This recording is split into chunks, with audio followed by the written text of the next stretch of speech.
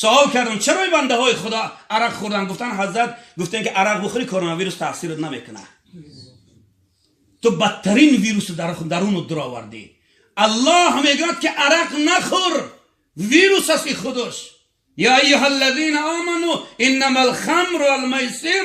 الله میگه که عرق نخوره، خمر نخورید. دستور داشته، فرمان داشته که مسلمان مؤمن ایماندار باید عرق نخوره. تو میگه ما ویروس نشه، تو عرق میخوری؟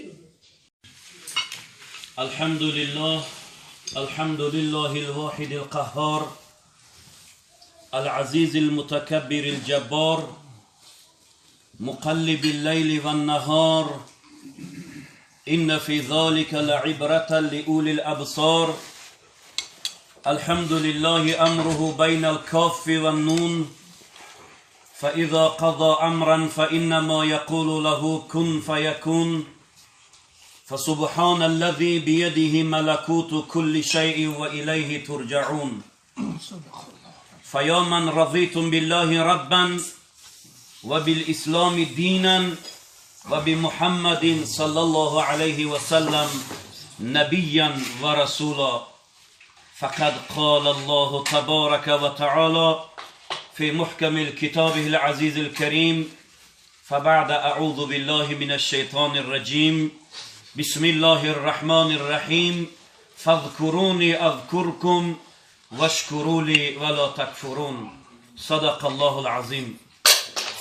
بعد از حمد و ثنای پروردگار و درود بر حضرت محمد مصطفی صلی الله علیه و سلم، اولا سلام خدا و پیام خدا و رحمت و برکات خدا و خیر و خوبی های خدا و لطف و مرحمت و مهربانی ها و نوازش های پروردگار بر شما باد برادران عزیز و ارجمند. پیش از آغاز صحبت اولا از پروردگار بزرگ میخواهم که خداوند این نشست ما و شما را نشست رحمانی بگرداند و رشته محبت و دوستی را میان امت اسلام خصوصا ما و شما خدا برقرار بکند و اسلام عزیز را در سراسر عالم پیروز بگرداند و پروردگار مهربان در مسجد و مدارس و شریعت دین و دین غرای محمد علیه الصلاة و السلام را تا قیام قیامت بر بالای من و شما کشاده نگه دارد و این ملک زیبا که برادر عزیز ما حاجی اسلامی دین که به خاطر این ملک، به خاطر زیباگی این ملک، به خاطر آماده شدن این ملک یک احسان و انفاق در این خانه کردن تا اینکه برادران و دوستان و خویش و اقربا و یعنی در این خانه را با آیات قرآن کشادن و اولین قدومشان را با سخن خدا و پیامبر و حمد و ثنای خدا در این خانه ماندن.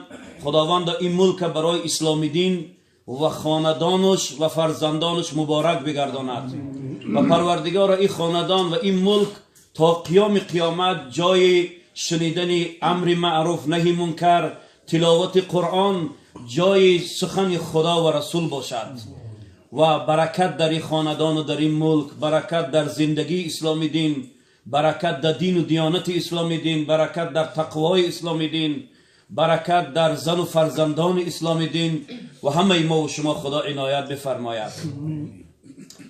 الله ذوالجلال و الاکرام پروردگار غالب و توانا در هر صورت، در هر مکان، در هر زمان از ما و شما خواهش میکند که ما او را یاد بکنیم برادران عزیز.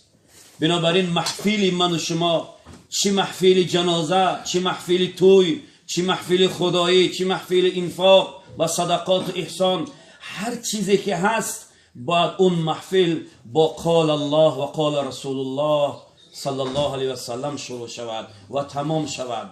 بنابراین لحاظ هر جایی که من و شما مسلمان ها میشینیم، یک ضیافت، یک ولیمه، یک عقیقه، یک هر صدقات انفاقی که برادرای مسلمان میکنن، باید تصمیم قطعی بگیریم که در این محفل سخن خدا شود.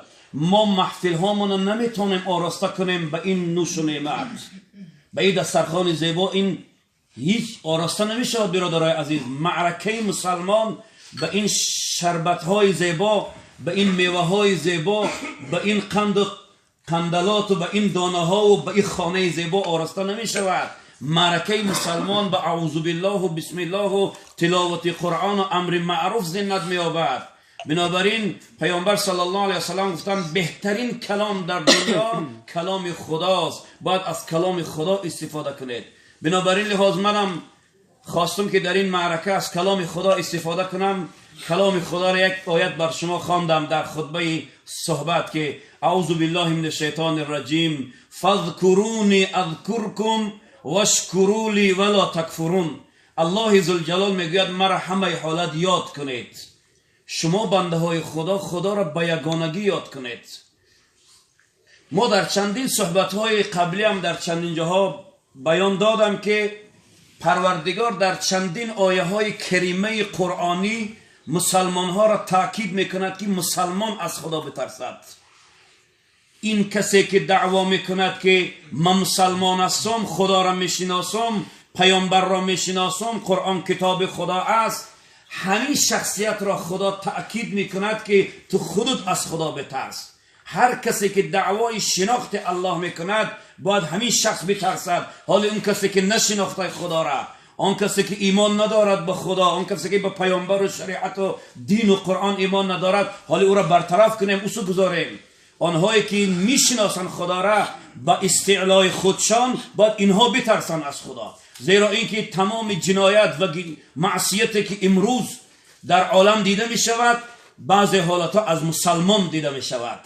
مسلمان را می بینی که برادران عزیز میگه که من مسلمان هستم، بپرسیش که مسلمانی، میگه الحمدلله مسلمانم، لیکن عملش می بینی کافرای عالم چنین عملی مسلمان را نمی کند.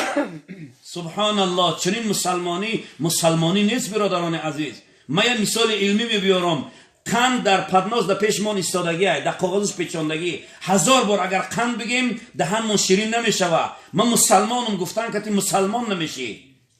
یه انسان بگه من مسلمانم، الحمدلله الحمدلله، وقت زنا بکند مسلمان است، وقت دروغ بگه مسلمان ای، وقت بینماز باشه مسلمان ای، وقت اطاعت خدا و پیغمبر نکرد مسلمان ای، وقت حرام خود مسلمان ای، به فرضیت نماز ایمان نداشته باشد. همینجا اگر در مسجد حالی من نماز شام خواندم، باور کنه از وعره مردم که استادیوم در پشت مسجد ای 100 نفر بچه مسلمان، مگر مسلمانی همون است که از آن بشنوی مسجد نبیایی؟ چه دعوای دروغ است؟ دعوای دروغ به درد نمیخورد. مسلمان کسی است که مسلمانی داشته باشد. مسلمان کسی را میگن که امر و نهی پروردگار حلقه گوشش باشد. مسلمان کسی را میگن که ای خدا بترسه. مسلمان کسی را میگن که فرمان خدا در او قطعی باشد. یعنی هیچ کاری دنیا برای مسلمان اعظم بالاتر از کار الله نباشه برادران عزیز. کار الله، فرمان الله، دستور الله قطعا بالاتر از همه امر و کار و کردار دنیا باید باشد. وقتی من و شما اگر الله در همین آیت ببین چی میگه، فذکرونی، مرا با یگانگی یاد کنید. اگر ما الله را فریاد بزنیم با عشق و محبت و اخلاص، در یک بار فریاد کشیدن من و شما اگر از عمق دل، از قفس سینه با اخلاص و محبت ما الله بگیم، الله در جواب ما جواب بی‌ادبانه نمیگرداند، میگوید لبیک یا عبدی. در یک بار الله گفتنی بنده از خلوص نیت با محبت و اخلاص 10 بار الله همین جواب میگردانه. لبیک یا عبدی، بند من چی میگویی؟ من قطعی تو هستم. فاذا سألك عبادی عنی فانی قریب اجیب دعوت الداعی اذا دعان. محمد صلی الله علیه وسلم روز مردم از تو سوال میکنن الله دور است یا نزدیک، تو بگو انی قریب، من بر بندگانم بسیار نزدیک هستم، حتی از رگ گردنشان هم نزدیکتر هستم. الله به من و شما بسیار نزدیک است. ما عقیده اسلامی و ایمانی من و شما همین است که ما الله را در هر جا حاضر و ناظر میدانیم. قفس سینه ما پر از الله باید باشد، قلب ما با جای الله باشد، رگ و پوست و گوشت و پیوند و بغمهای مسلمان باید جای الله باشد. الله باید در خون من و شما حرکت کند. الله باید در درون پوست مسلمان باشد. الله در قلب مسلمان باشد، در خانه مسلمان، در کارخانه مسلمان، در کوچه مسلمان، در وطن مسلمان زندگی میکنه. اگر الله نباشد اینجا علاقه اسلام و مسلمانی نیست، خداشناسی و خداپرستی نیست. حضرت مولا میگوید دلت را خانه من کن. ببین الله میخواد که ما دل ما خانه الله کنیم. الله نگفت که در حولت برای من مهمان خانه کن. الله نگفت که مرا در کوچه در مهمان خانه کن، یک قصر برای ما بساز. نه، الله نیاز نداره به قصرهای دنیا. او گفت دلت خانه من کن، دلت را خانه من کن. مصفا کردنش با من، به من دردی دل افشا کن. مدوا کردنش با من، به من گو حاجت خود را اجابت میکنم آنی. طلب کن هر چی میخواهی که پیدا کردنش با من. ایاک نعبد و ایاک نستعین. پروردگار ما تنها تو را عبادت میکنیم. پروردگار ما تنها در امور زندگی از تو استعانت و کمک طلب میکنیم. بنابراین الله میگه که شما اگر من یاد کنید، فریاد بزنید، من دویده دویده پیش شما میرم. سبحان الله، چه خدای مهربان و مقتدر و توانا. میگه اگر شما من فریاد کنه دویده دویده میرم پیش شما. لیکن چه بنده های متکبر و مغرور هسته که من در یک روز 5 بار شما را فریاد میکنم، یک بار نمیبیه جای پیش من. شما الله یک بار فریاد بزنید، الله میگه تو بنده منی، من خلاق تویم، من مالک تویم، من رازق تویم. همو قدر قدرت و عظمت و جبروت خدا، که عظمت و جبروت خدا را شما طوری چند ماه هست که تماشا کرده در تمام امور دنیا. تمام دنیا را خدا به اندک جبروت، به اندک قدرت، به اندک بزرگیش بلرزه آورد، تکان داده ایستاده است. و ابد قدرت ها را میبینی، آنهایی که جاغ میزدن، دغدغه ها میکردن، زانوی ادب زدن، سر بر سجده مانسادیان. آنهایی که تکبر و غرور داشتن، آنهایی که منمنی میکردن، لیکن امروز در یک خردترین مخلوق خدا تحمل و صبر کردن نتونسته ایستادن، جاغ زدن، فریاد کشیده ایستادن. الله بخت اینها را همین قدر لرزانده و تکانساده است که دیگر دستا را بالا کردن، زانوی ادب شیشتن. تکبرها، متکبران، مغروران عالم، آنهایی که ادعای خدایی میکردن، نعوذ بالله، در زمان فرعون گفت ان ربکم الاعلی، من خدای عالم هستم. اندک دست قدرت و جبروت پیدا میکردن، خداشون خدا اعلام کردن. خیال کردن که دنیا در اختیار ایناست. نه، این دنیا به خود صاحب دارد، این دنیا به خود رهبر دارد، این دنیا به خود آفریدگار دارد، این دنیا به خود کسی دارد که کنترل دنیا در اختیار اوست. دنیا در اختیار یک کس است، ملکیت یک کس است. میدونی او کی است؟ الله جل جلاله. خداوند تبارک و تعالی در قرآن عظیم شان میفرماید قل اللهم مالک الملک تؤتي الملك من تشاء وتنزع الملك ممن تشاء وتعز من تشاء وتذل من تشاء بيدك الخير. الله میفرماید که ملکیت عالم ای من، ای هستی عالم، هر چیز در دنیا هست از آن من است. میگه خدا تؤتي الملك من تشاء، من که صاحب مال باشم، این عظمت دنیا، بزرگی دنیا، هر چیز در دنیا از من که باشه، به هر کی بخواهم میتم، از هر کی بخواهم سلبش میکنم، میگیرم. صاحب مال خود شای، اختیار در اختیار خود شای. من و شما یک کلخاصی و یک خادم و خدمتگزار همین عالم هستیم. خداوند من و شما را در این کارخانه آفرید که خدمت کنیم، در این کارخانه زندگی بکنیم، از فرموده های الله اجرا بکنیم. آنچه خدا گفت بکنید اجراش بکنه، آنچه خدا گفت نکنه دست بکشید. همین است ایمان برادران عزیز. الایمان اقرار باللسان و تصدیق بالقلب. اصل ایمان اقرارش بر زبان، تصدیقش به قلب است. ما مسلمان میگیم که خدا واحد است، لا اله الا الله، محمد رسول خدا است، قرآن کتاب خدا است، دین خدا است. الکه ایمان هست و عمل ایمان برای من شما فرض است. نماز، روزه، حج، زکات، حلال خوردن، حلال زندگی کردن، حلال مردن، ایمان امانت خدا را بوده به صاحبش رساندن. این مین است ایمان مسلمانی برادران عزیز. و امروز نگاه کنید در چگونه گفتم تمام رسانه ها، تمام تلویزیون ها، تمام رادیو، تمام گازیت و مجله ها دیگر ای تروریست گپ نمیزنن، همگی رجوع به کرونا ویروس کردن. چنان تیرار کرد از عالم این مخلوق فرستاده خدا که به چشم نمیبینیش، چنان خوردک است که با میکروسکوپ ببینیش، تمام گرانیسه ها را میگذرد، تمام ایرپورت ها را گذشته است. اینقدر محکم کنی، اینقدر دواده و پراپر و دزینفکسیا آدمت به لرزه آورساده است. الله میگه که این خواست خود شماست. الله چنان مهربان است بر کافر و مسلمان، هم کافرها بنده خدا، هم مسلمانها بنده خدا. هیچ قوم و ملت را خدا تغییر نمیتید مگر همون قوم و ملت خودش نخواهد. الله میگه من ظالم نیستم، ظلم نمیکنم. چرا در این قدر سالها چنین بلا بالای مردم نامد؟ چرا؟ این معلوم میشه که کاسه صبر خدا پر شد. جنایت و معصیت و گناه چه از طرف مردم بدین چه از طرف مسلمان فرق نمی کند، تا اندازه زیاد شد که الله صابر به صبر شد. الله صابر کاسه صبرش لبریز شد ریخت، دیگر این بلا را بالای مردم فرستاد. ابد قدرتان عالم دیدن که این ساخته دست بشر نیست، این ویروس. تسلیم شدن دیگر، هرچند حرکت کردن که در مقابلش یگان دارو و دوایی که نمی آوند، دیگر تسلیم شدن گفتن مال خدا است. این از جانب خدا بلا آمد. بله جنگل که وقتی در گرفت خشکتر آمد، همی خیلی بلاها آمد. بنی اسرائیل در دم بدم آمد. بنی اسرائیل که سرکش و متکبر و تمرد کردن، ظلم کردن به خلق خدا، به بیچاره و مظلوم ها ظلم کردن، کشتن، سوختن، نیست کردن چیزی که نفساشان میخواد نسبت که خلق خدا مظلوم بیچاره کردن، ادا کردن. الله پشتیبان مظلوم است.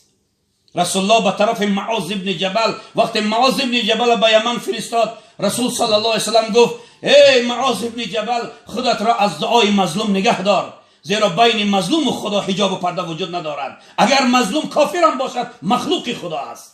خودت را نگه دار از دعای مظلوم. از عربا یک مثل دارن برادرها، از ضرب فی المیت حرام، زدن مرده حرام است. مظلوم بیچاره هیچی ندارد، لخت و عریان است، هیچی از دنیا ندارد. با بالای سرش بمب میزنید و بالای سرش تیر میزنید و بالای سرش لغت میزنید. شما آیا از خدای مظلوم نمیترسه؟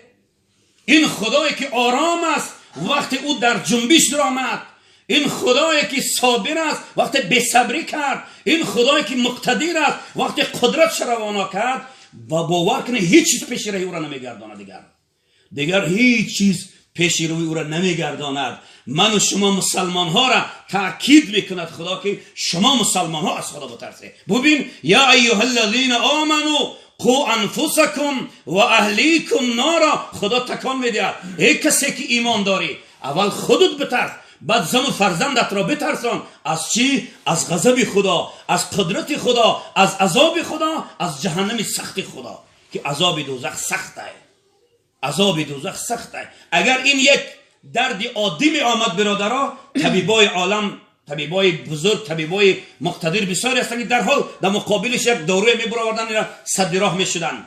لیکن وقتی بلا از جانب خدا آمد، دیگر این را صاحب بلا باید طرف کند. برای این بلا در مبتلا نشویم. رسول الله صلی الله علیه وسلم پرسان کردند یا رسول الله ما چی کار کنیم به طاعون مبتلا نشویم؟ رسول الله طبیب امت بودن، گفتن اگر بخواه امت من مسلمان ها شما با طاعون مبتلا نشوید، نماز زیاد بخوانید، در برابر نماز فریضه نماز نافله زیادتر بخوانید.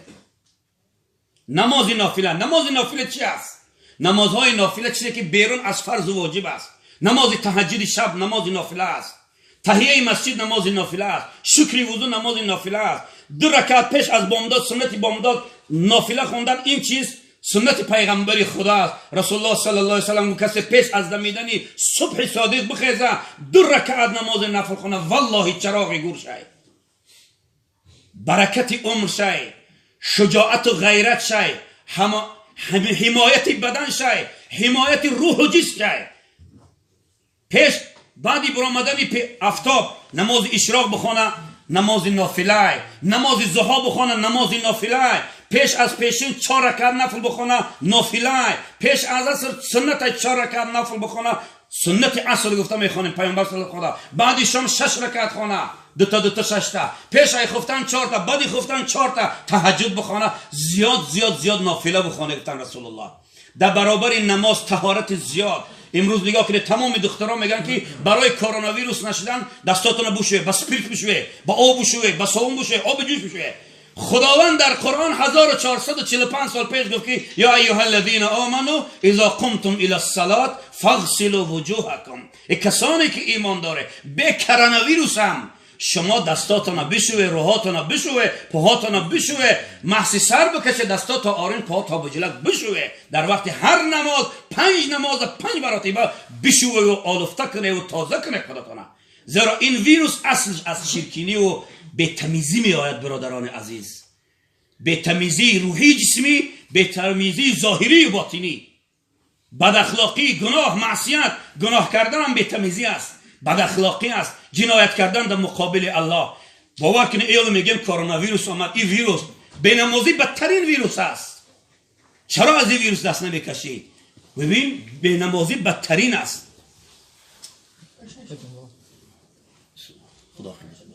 بنابراین لحاظ ما از اینها هیچ جای ترس نداریم، از این بلا و ویروسی که امروز بالای امت مردم آمدند. باید ما از صاحب این بلا بترسیم.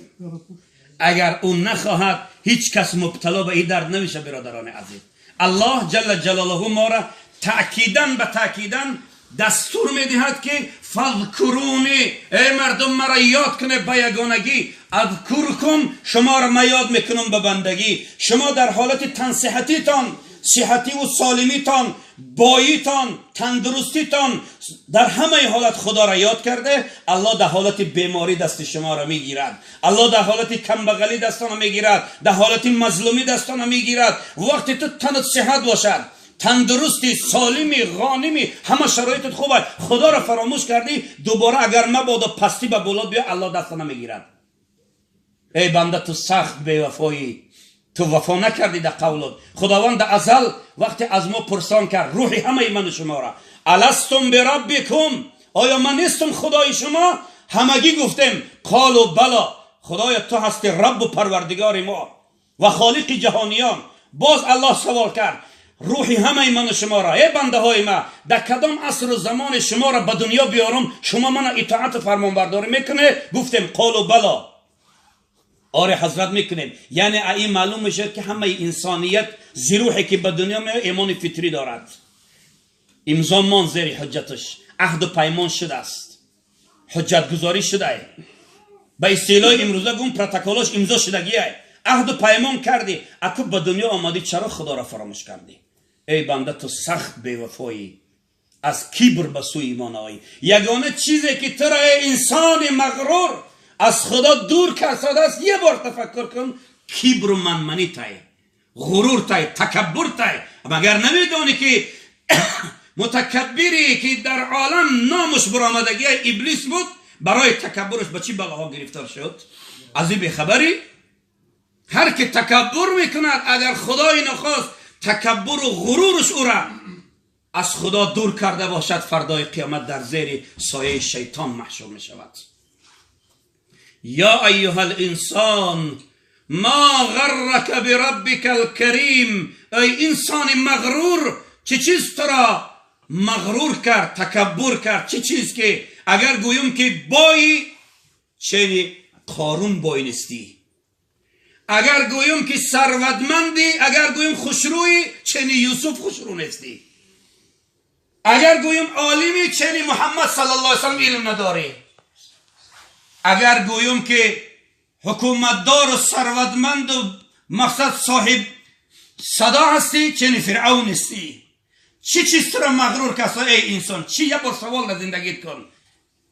در پیش مرگ عاجزی، به یک فرستادن یک میکروب علاقه عاجزی، قوت نکرسادی، با آمدنش قوت نکرد، لرزه تو گرفته، همه دست چشم از خواب مردم پریدگی است. تمام دنیا، دیروز شنیدم که اون شخصی که به نام ترامپ پادشاه امریکا که قدر بدبخت ظالم، تکبر و غرور و منمنی، از ترس کرونا ویروس رفته در درون بحر زندگی دارد. هر روز 5 بار دیزینفکسش کردن. سبحان الله. کجا میگریزی؟ کجا میگریزی؟ آیا نمیترسی از اون بحری که اون بحر روز میشه که فرعون زیر خواب کرد نابود کرد تو را ممخیل میکشه میبرد؟ او بحر وقت فرمان گرفت دیگر اطاعت تو را نمیکند. تو کی هستی خبیث؟ او بحر خالق دارد که روزه نشوه که تکانتیت کشتی تا چپه کنه زیر بحر خوراک ماهی ها شوی. کجا از قدرت کجا گرفته می شود برادر عزیز؟ از عظمت خدا، از بزرگی خدا، از توانای خدا کجا گرفته میتونیم برادران عزیز؟ اگر ما در آسمان هفتم برایم پنهان شویم یا اینکه در عمق زمین بداریم پنهان شویم، اگر برای الله در کار شویم مشکل نیست. برای الله در کار شویم مشکل نیست یافتن من و تو. بنابراین لحاظ باید ایمان تقوی کن، رجوع به خدا بیار. هر کسی که زنا میکرد از زنا دست میکشد. این ویروس نآمد که ما را از بین ببرد، ویروس آمد که ما را باید بیدار کند. ویروس برای بیدار کردن آمد، برای کشتن نآمد. وجدان تو را بیدار کند، عقل و تمیز تو را باید بیدار کند، ایمان تو را، حرکت تو را، غیرت تو را، شجاعت تو را، خداپرستی تو باید بیدار کند. بیدار شو مسلمان. مسلمان میگی زنا میکنی، زنا نکن، مبادا بیای مبتلا شوی تو. برای خداوند میگه هر کی جنایت میکنه این وبا میره بالاش میرسد. هر کی نافرمانی میکند، هر کی از من رو بگرداند این بلا میره واسه او میرسد. زنا میکنی، زنا نکن. خدا میگه ولا تقربوا الزنا انه فاحشه و ساءت سبیلا.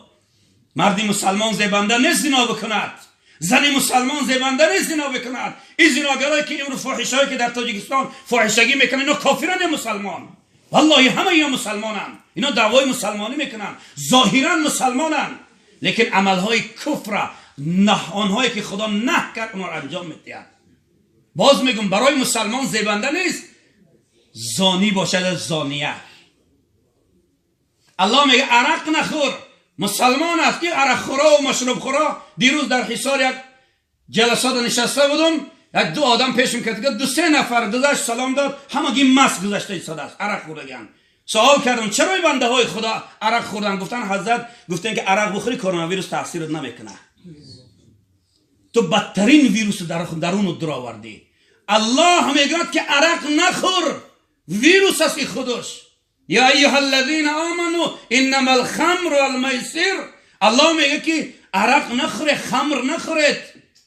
دستور داشته، فرمان داشته که مسلمان مؤمن ایماندار باید عرق نخوره. تو میگه من ویروس نشوه، گفت عرق میخوری؟ بدترین ویروس عرق است که خوردیش. الله گفت نخور، تو خود دیگه پی خدا را نگرفتی. منتظر شو که این وبا میرسه بر تو. خدا میگه قمار بازی نکنید. در هر چیزی که خیر نیست، برکت نیست، هر چیزی که در زندگی انسان، روح و روان انسان، در خانه و در انسان، در حیات انسان ضرر میبیاره، خدا او را حرام کرد. ببین یا ایها الذین آمنوا، اول خدا فریاد کشید ایماندارا را، با نگفت کافرا. من گفتم که باید ما مسلمان ها از خدا بترسیم، حالا کافرا رو سکنه. 1445 سال دعوا میکنیم که ما دین داریم، شریعت داریم، تا به حال خدا را نشناختیم، تا به حال از خدا نمیترسیم. برادران عزیز، یک مثال اندک میبیارم. 2 هفته یا 3 هفته پیش یک خبری خرافاتی در عالم پخش شد. در تاجیکستان ما توسط اینترنت کدام دشمن دین و شریعت و خدا گفت که یک میجه در قرآن پیدا شده است، تا گفتن که داملا خادی است که اگر همین را کسی بگیره در آب بدوزه بخوره کرونا ویروس نمیشه. سبحان الله. کی گفت؟ گفتن میجه پیامبر. میجه پیامبر رسولی است، دست پیامبر باشد خود پیامبر شفا نمیشود. کی گفت میجه پیغمبر شفا میشود؟ کی گفت موی پیغمبر شفا میشود؟ پیامبر صلی الله علیه و سلم خدا به خاطر کلکن کردن شرک فرستادگی است. موی پیامبر شفا نیست، دست پیامبر شفا نیست، پای پیامبر، اجسام پیامبر شفا نیست. پیامبر خودش میدانه که خدا گفت و ننزل من القرآن ما هو شفاء و رحمت للمؤمنین ولا یزید الظالمین الا خسارا. مردم مسلمان قرآن ورق زدن. من دیدم زنهای حیض دیده قرآن ورق زده، زنای نفاسدار قرآن میزند، به طهارت و به طهارت. ظالم ها، عرق نوشان، زناگرا قرآن را تا یکش پیش دنبال آمدن. حضرت ما ایدین قرآن یا پشم یافتیم. روت سیاه کردی به پشم افتگید. کی گفت؟ اگر تو اقدر میترسی از کرونا ویروس، در یک پیاله آب بگیر 7 بار سوره الحمد بخون، صوف کو بخون، این بهتر است از اون که موی بکوی میجه بکوی. این بهتر است. قرآن شفا است، نمو. چه فرق بود از موی میجه، چه فرق بود از موی زیر کش، چه بود از موی زیر ناف؟ همش موی است. هر چه از بدن انسان کنده شد باید زیر خاک شود. پیامبر هیچ وقت نگفت که موی من، میجه من، ریش من شفا میشه بگیره آکنه بخوره. این معلوم میشه که در 1445 سال هنوزم از زیر چی پرده خرافات بیدار نشده بود هستیم. هنوزم ایمانمون کامل نشده بوده. هنوزم خرافات پرست بودیم. ای مردم از خدا بترسه. ای مردم پایبند امر خدا شوه. ای مردم دست به دامان خدا بته. ایمان و عقیده و اخلاص تون کامل بکنه. مسجد میری، نماز میری، خدا را عبادت کنی میری، حالی نمیدونی چی کار کنی، کی را عبادت رفسادی نمیدونی، ظاهر مسجد رفساده، تا به هنوز علم مسجد نمیدونی، تا به هنوز تیار نیستی که مسجد بروی. فذکرونی اذکرکم، من زیادتر یاد کنید، من شما را زیادتر یاد میکنم. شما اگر در حالت صحتی و صحتمندی و تندرستی خدا را یاد کنه، خدا در حالت پستی شما را یاد میکند. یک سوره کوتاه تفسیر و ترجمه میکنم. همه عقیده و اصل شرع در اینجا بیان میکنه خدا. اعوذ بالله من الشیطان الرجیم والعصر. همه شما این سوره را میدونه. سوره کوتاه اگر چند آیت است. خدا قسم میخوره به عصر. مفسرین کبار بحث میکنن که این کدام عصر باشد. نه بعضی ها گفتن نماز عصر، بعضی مفسرها تحلیل کردن نماز عصر، بعضی ها تفسیر و ترجمه کردن گفتن عصر تولد پیامبر صلی الله علیه وسلم، بعضی ها تفسیر و ترجمه کردن قسم به پیمانه عمر انسان. همین چیز از بین می رود. یعنی عمر غنیمت است. عمری که خدا به ما داده نعمت الهی غنیمت است. ما یوز مادر 50 ساله بود، 60 ساله بود جنازه که نماز پیش عصر. طفلی چند منظره زندگی داریم: طفلی، جوانی، پیری، عالم مرگ. 4